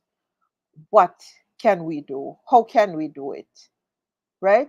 And brother Carlos, find out how much the stove going to cost for this young lady. A nice, sturdy 5 burner stove. And and those of you who are listening, this is going to be a second-hand stove, not a brand new stove, because a second-hand stove in America is a very good stove, as long as they were not abusing it. So Carlos is starting a business in that thing. I don't know if he even started sending home anything yet, but I know he and I have had this discussion before, so that's how come I know his business, and so I know he has his finger on the pulse of that, so he can, that's something he can do very quickly and easily. And he's in Florida, so the distance to ship from Florida to Jamaica is shorter, so it's cheaper than if you were shipping, say, from New York. Right, so that's why I said Carlos. Is not because Carlos and I are in cahoots, so I come up with that story to get him business. That's not how it is. It's because I know he's doing that business, or he's in the works for that business. So I know he knows where he can get that kind of stuff, and I know he could ship it out to Jamaica much easier than if you were in New York, because of the distance. It's much cheaper. But let's get the stuff sorted out, see how much money it's gonna cost, and then we come back to the community and see who can contribute towards those efforts, both the one in Bull Bay and the one down there in New Market, right? And get these things off the ground. Okay, Colleen said she will give me a call. She just got home. Colleen, you want to come on to the live? I tell you, I go to Miss Donna's school. You have to come on the live if you want to talk.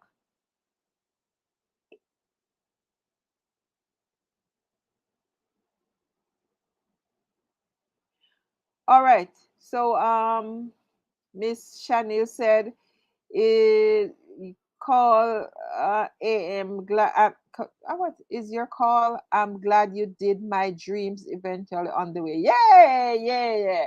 You see, we are dream builders, not dream smashers. We're not smashing any dream. We are building up people and building up their dreams. So I'm so proud of you, Chanel. I pray God will bless you.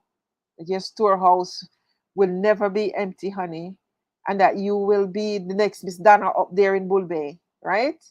Just do your thing. Just go for it. Just do your thing. And Colleen, do you want to call now on the live?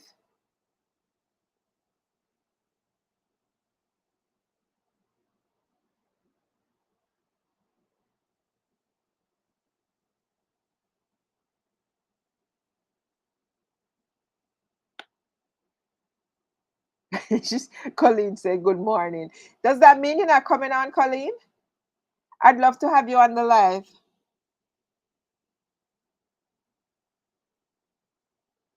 And for those of you who didn't hear before, we spoke earlier that we lost Everett Scarlett, who was from Cool Retreat, around by Car, that little street that goes off from the road after you pass the big tank on the right. That's Cool Retreat, going up the little hill there. His family lived there for many years. I think the house is burned down now. But all the Scarlets around there are related. So he he is now deceased, and he was living in Darliston. After I think he got married and went to Darliston to live. And so those of you who don't know him, maybe because he lives in Darliston, but he was a very cool guy, very humble, very respectful person, very loving and sweet gentleman. And I was really shocked and heartbroken when I understand that he passed. We want to extend condolences to the family once again, and his daughter Michelle, and we hope that you will keep them in your prayers, and that the Holy Spirit will provide them with comfort at this time, because it's not easy to lose a loved one. Not easy at all. It's heartbreaking. Um, so Colleen, you're not coming on. You want to come on tomorrow night then, Colleen? Because I'm gonna check out of here too, because I have to do some work. I need to go out early in the morning to do something at a what do you call it now, a back to school health fair thing. I have to do some health stuff, so I have to go create a flyer for that. So again, guys, thank you so much for joining. Thank you for watching. Thank you for contributing. Thank you for putting your heart into this, and I hope you will take these um, meetings seriously, and we will just run with it and start doing something that is meaningful for our community. Change is needed, and at every level, we need change, but we need action. We need action, people, to get moving. We need the busy bees to come out and start moving. Move among the people and do something. We can't sit back and just chill and say it's not me. The crime is not is what I said. The crime is not random. Like, what the hell does that mean? Come on, we need to start get busy. We need to start moving, right? We need to start doing, and that's the only way we're gonna hold up our community and bring about a set of young people who are more focused and better equipped to lead this country. Again, it's Evadne. I'm joining you from New York. I am going to say good night as I run out of here to go do something else before morning, and I'm not ready for that. So I'll catch up with you guys tomorrow at some point. I'll do another live. I don't know if I'll do it when I wake up or what time, but I'll try my best. I'm trying to wrap my brain around doing frequent lives, like how Carlos would just jump on anytime and just talk. That's something I still have to wrap my brain around doing, but I'm trying. I'm gonna try because it's tough for me. All right, so talk to you guys tomorrow. God bless you all. Good night.